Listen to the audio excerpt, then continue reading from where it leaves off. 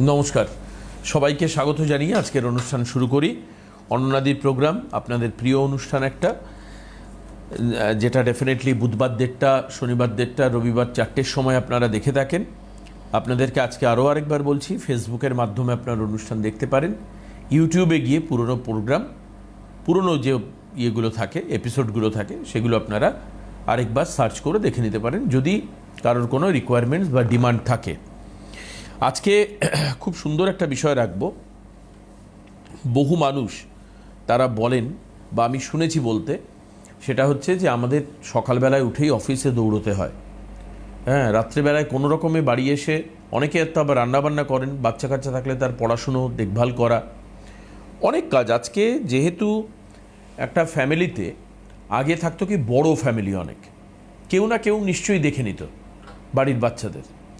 এখন কি হচ্ছে, যেহেতু নিউক্লিয়ার ফ্যামিলি, ছোট ফ্যামিলি, অর্থাৎ বাবা মা এবং তার সন্তান থাকেন, সেই কারণের জন্য এবং বর্তমানে সমাজ ব্যবস্থার খরচ ওঠাতে গেলে দুজনকেই রোজগার করতে হয়, না হলে একজনের রোজগারে সব ফ্যামিলি চালানো সম্ভব নয়।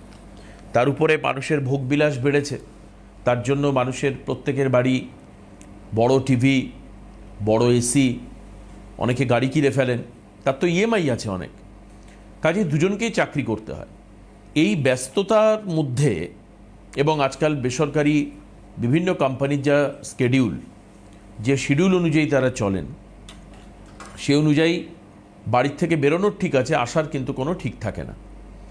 কাজেই সেখানে দাঁড়িয়ে আধ্যাত্মিক সংযোগ মানুষের কমে যাচ্ছে। আধ্যাত্মিক সংযোগ মানে কি? আগে যেমন সন্ধেবেলায় ধূপদীপ দেওয়া ছিল, এখন সন্ধেবেলায় তো বাড়ির ভদ্রলোক আর ভদ্রমহিলা যিনি, তারা বাইরে থাকেন, কাজ করেন, বাড়িতে ধূপদীপ কে দেবে? দুপুরবেলায় শিব ঠাকুরের মাথায় একটু জল দেওয়া, বেলপাতা দেওয়া পারেন না লোকে দিতে।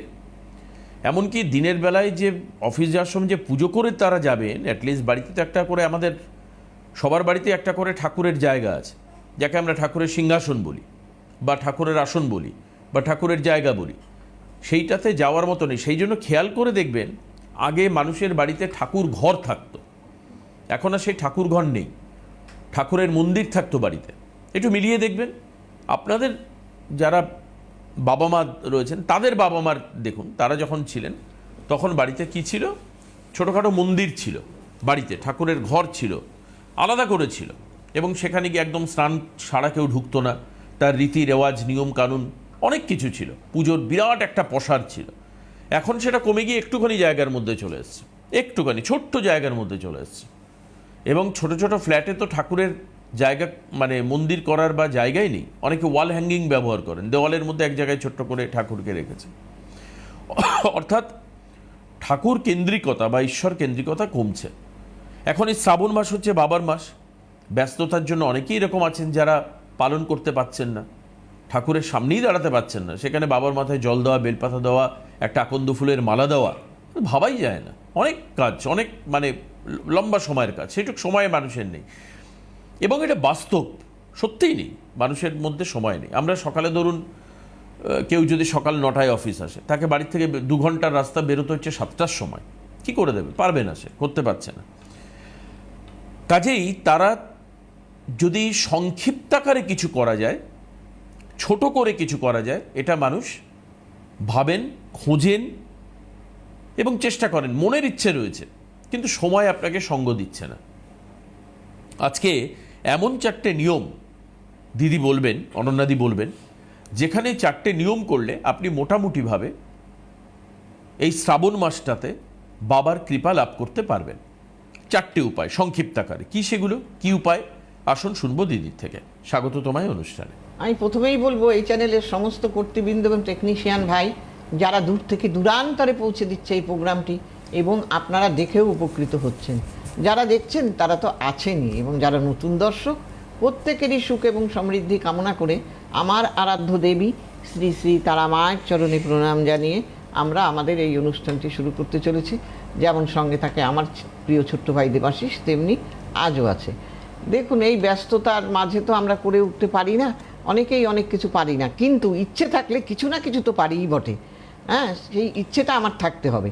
তাহলে সেই ইচ্ছে যদি আপনার থাকে, তাহলে দেবাদিদেব এই শ্রাবণ মাসে দেবাদিদেব মহাদেবের আশীর্বাদ পেতে আপনি করুন, দুধ এই একটি বেলপাতা মাথায় চাপিয়ে দিন, শুদ্ধ বেলপাতা, দেবাদিদেবের কথা ভেবে, এতেও আপনার কাজ হবে। এবং এতে আপনি কি হবেন, বেলপাতা ভীষণ প্রিয় দেবাদিদেব মহাদেবের, হ্যাঁ, তো কাজেই এই বেলপাতা যদি আপনি দিতে পারেন তাতে আপনার শান্তি বজায় থাকবে। আবার আপনি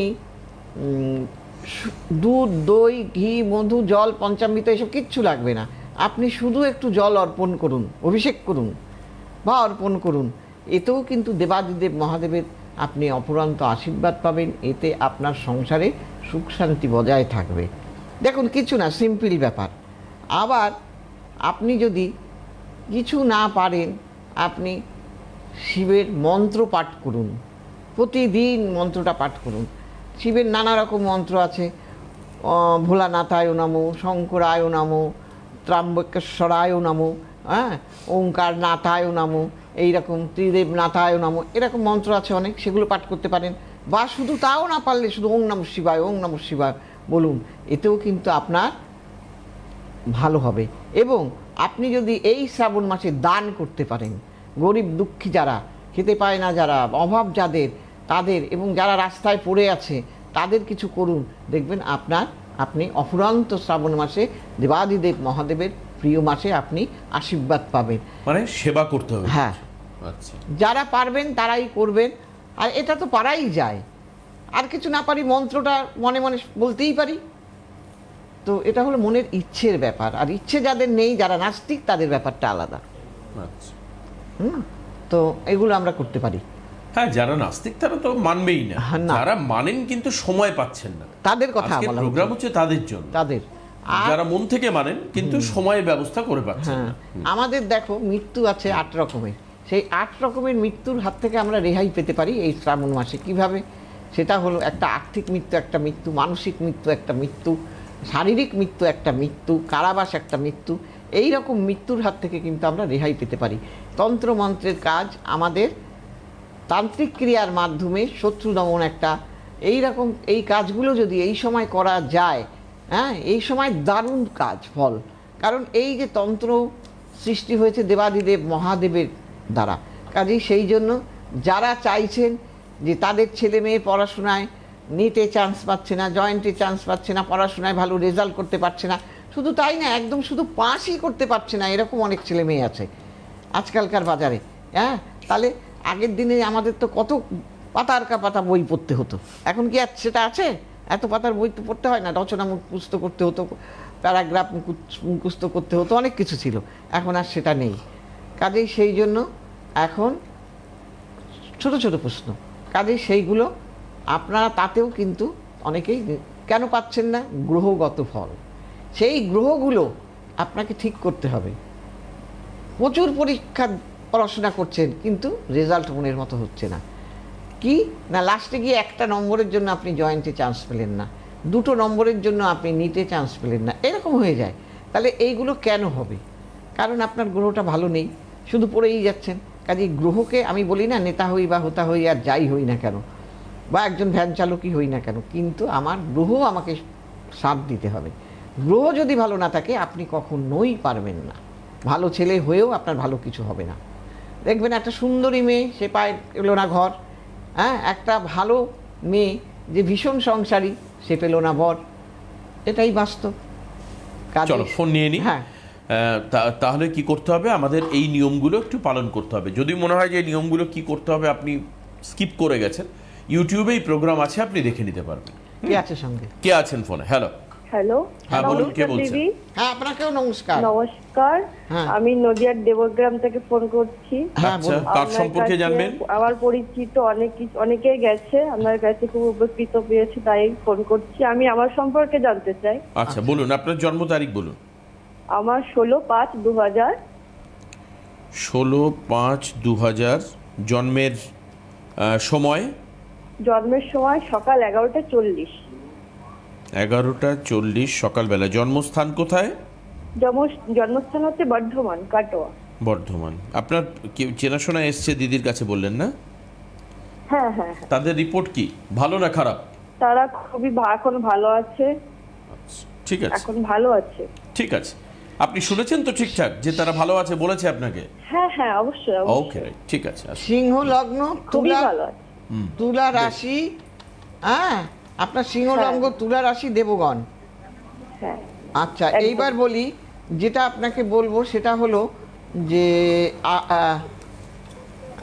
যেটা বলবো সেটা হলো দেখে নিই, সিংহ লগ্ন, তুলা রাশি, রবিও ভালো নেই, খুব ভালো।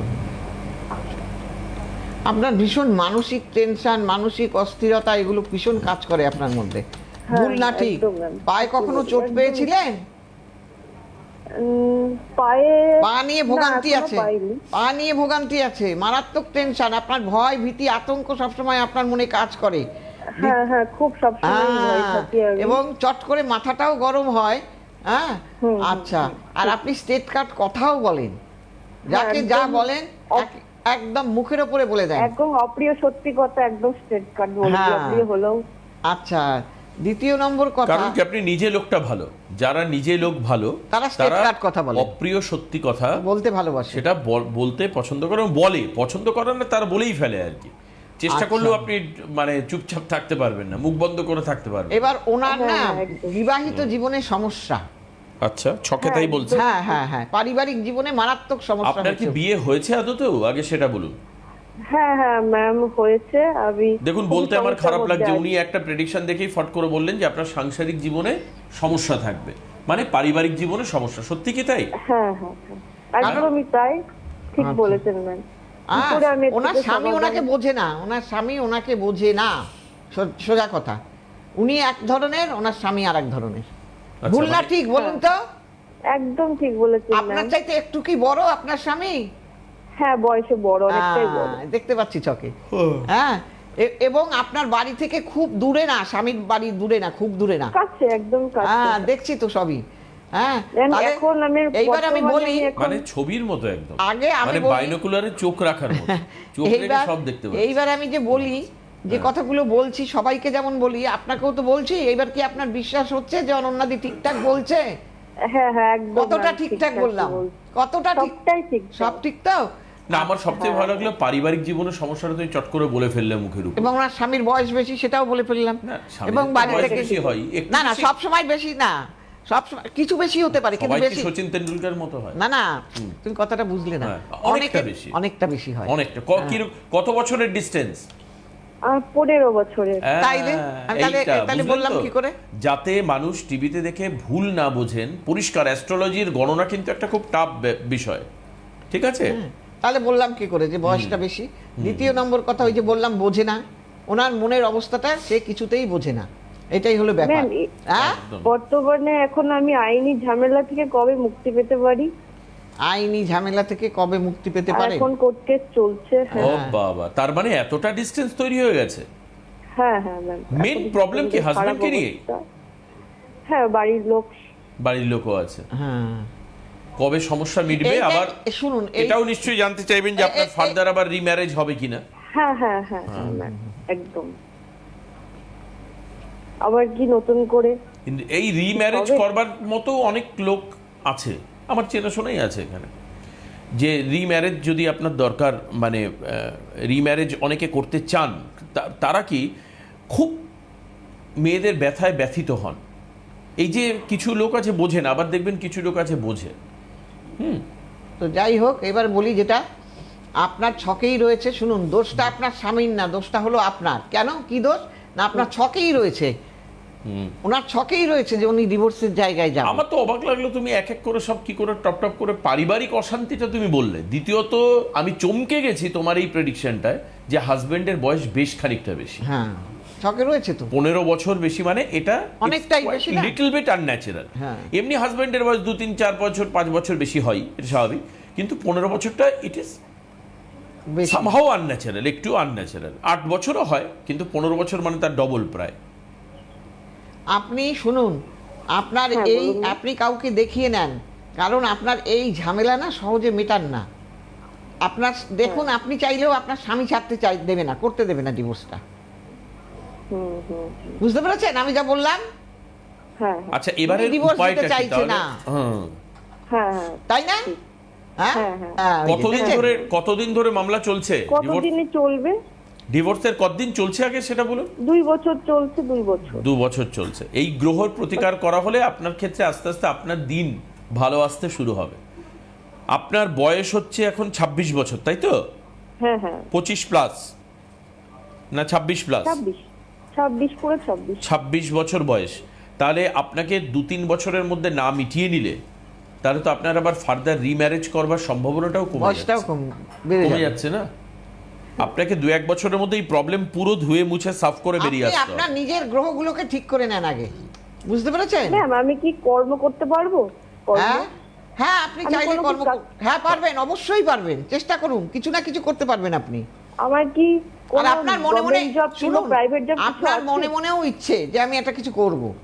হ্যাঁ হ্যাঁ হ্যাঁ হ্যাঁ, তো যাই হোক, আমি এটা বলবো না আমি ম্যাম- আপনাদের। আপনি প্রোগ্রাম দেখেন, আপনি জানেন না যে গভর্নমেন্ট জবের কথা বলা হয় না। আপনি তো হ্যাবক হ্যাঁ, কিছু না না, আপনি তো খুব যে আমি কোনো জব কি করতে পারবো ম্যাম? আমি তো সেটাই বলছি যে আপনি কিছু কাজ করতে পারবেনই পারবেন। আপনার কি করার ইচ্ছা, মন থেকে কি ইচ্ছা, কি নিয়ে কাজ করার ইচ্ছা? আমি বর্তমানে একটু টেলারিং এর কাজ শিখছি। আচ্ছা আচ্ছা আচ্ছা, মানে সেলাই ফোড়াইয়ের কাজ আর কি। হ্যাঁ হ্যাঁ হ্যাঁ সেলাই কাজ। হ্যাঁ পারবেন, ওটাই পারবেন ভালো। ঠিক আছে, হ্যাঁ ম্যাম। কাউকে দেখিয়ে নেন, যান। ওনার তাহলে কত মানে কতগুলো গ্রহের প্রতিকার করা দরকার? ওনার একটি এখানে জায়গায়। দেখো, সত্যি কথা বলতে গেলে ওনার মানে গ্রহণ যোগ হয়ে আছে, আবার বিষ যোগ হয়ে আছে। ওনার জীবনটা বিষময়ী জ্বালাময়ী হয়ে আছে। এই জ্বালাময়ী জীবনটা কিন্তু আবার যেখানে যাবে সেখানে গিয়েও তৈরি হবে।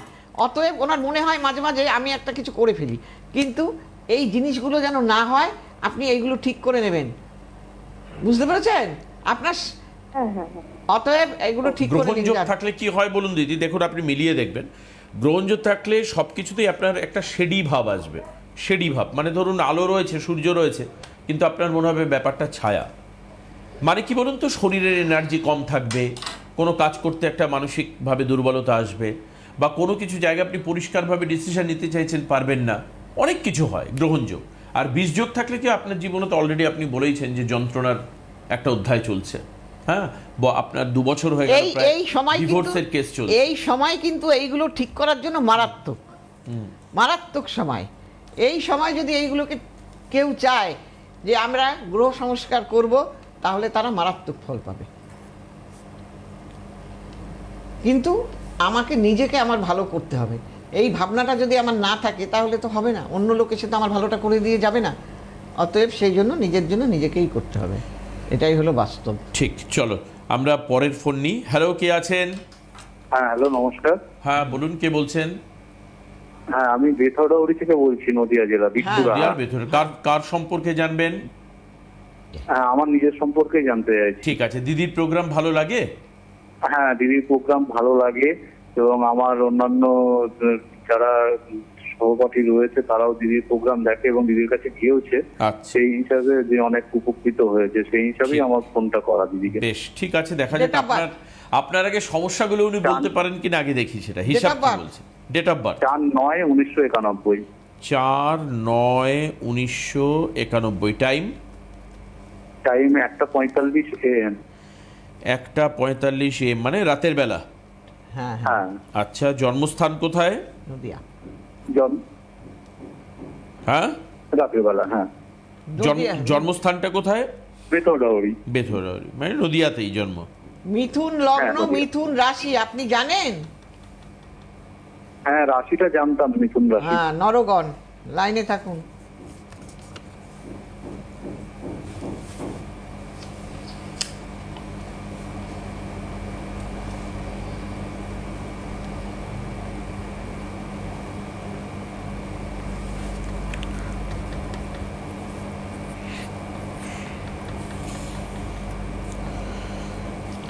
ওনা না নিজের ডিসিশন নিজে নিতে পারে না, সবসময় দুটো মন ওনার মধ্যে কাজ করে, এবং আপনার শরীরে কোথাও ব্যথা বেদনা আছে। আমি যা বলছি আগে বলুন, ভুল না ঠিক? হ্যালো, হ্যাঁ বলছি, বলুন। আমি যে বললাম এই কথাগুলো ভুল বললাম না ঠিক বললাম? না না, একদম একদম ঠিক এবং বলছেন। আপনার কিন্তু অর্থ নাশ হয়ে যাবে, হ্যাঁ, মানে পয়সা বেরিয়ে যাবে অনেক। খরচা হয়ে যাবে অকারণে। এইবার আর ওনার ছকের মধ্যে কি আছে 7, 8, 9, 10। হ্যাঁ, আপনি অর্থ ব্যয় করে ফেলবেন, কাউকে ধার দেবেন না, আর অযথা কোথাও ইনভেস্টমেন্ট করতে যাবেন না না বুঝে, কারণ আপনার অর্থকারক গ্রহ ভালো নেই, ব্যবসার গ্রহ ভালো নেই, বুঝতে পেরেছেন? আপনি যদি ব্যবসা করেন তাহলে লস খাবেন। ভুল না ঠিক আগে বলুন। হ্যাঁ হ্যাঁ হ্যাঁ যাচ্ছে? হ্যাঁ হ্যাঁ আপনি কি ব্যবসা করেন? কিন্তু আমার একটা ছোট দোকান রয়েছে।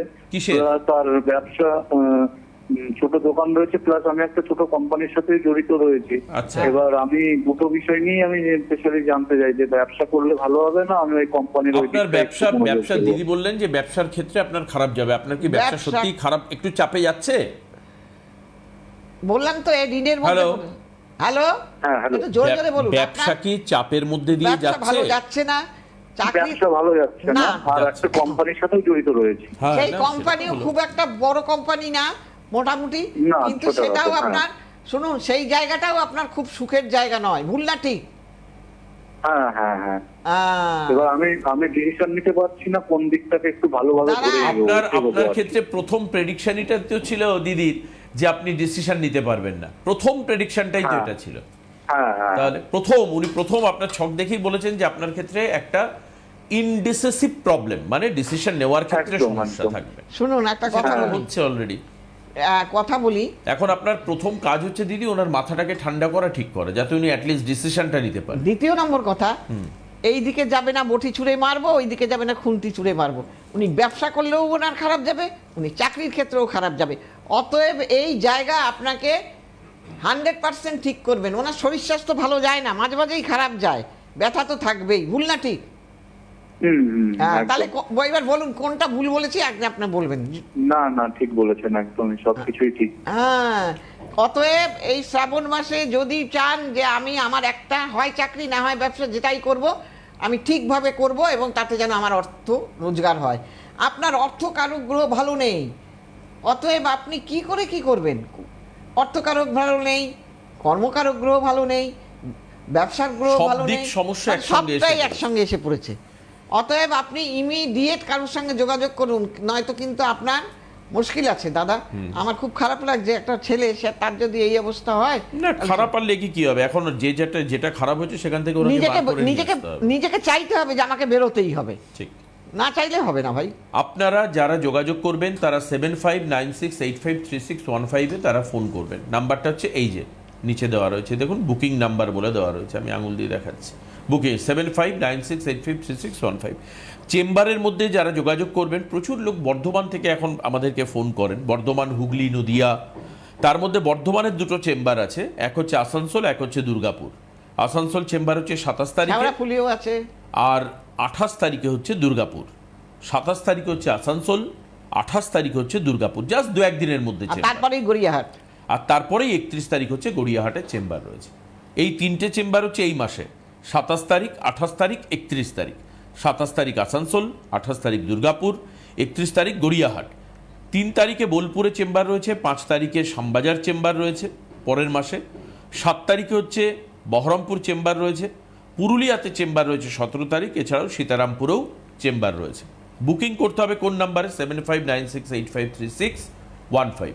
এই নাম্বারে বুকিং করলে অবশ্যই আপনারা দিদির সঙ্গে। এবং অনলাইনে যারা দেখাতে চাইছেন তারা 4টে থেকে 7টা অবধি পাবেন, এবং অনলাইনেই কুরিয়ারের মাধ্যমে রেমিডিগুলো চলে যায়। অতএব আপনাদের সেই সমস্যা নেই। অনেকেই ফোন করে বলেন দিদি তাহলে রেমিডি কিভাবে পাবো? যারা পেয়েছেন তারা তো জানেনই প্রায় আমার রেমিডি যাচ্ছে, তো সেই কারণেই বলছি সেসব নিয়ে সমস্যা নেই।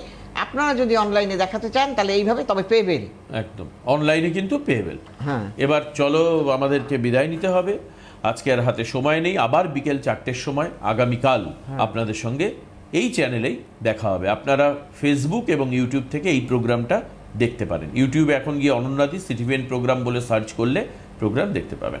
আসুন আজকে এখানে বিদায় নিয়ে আগামীকাল দেখা হবে। সবাই অনেক ভালো ধন্যবাদ দিদিকে। থাকবেন, নমস্কার।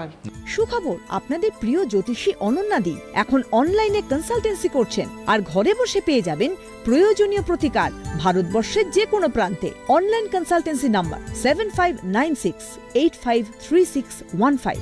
অনন্যাদি, সব সময় আপনাদের সাথে, আপনাদের পাশে।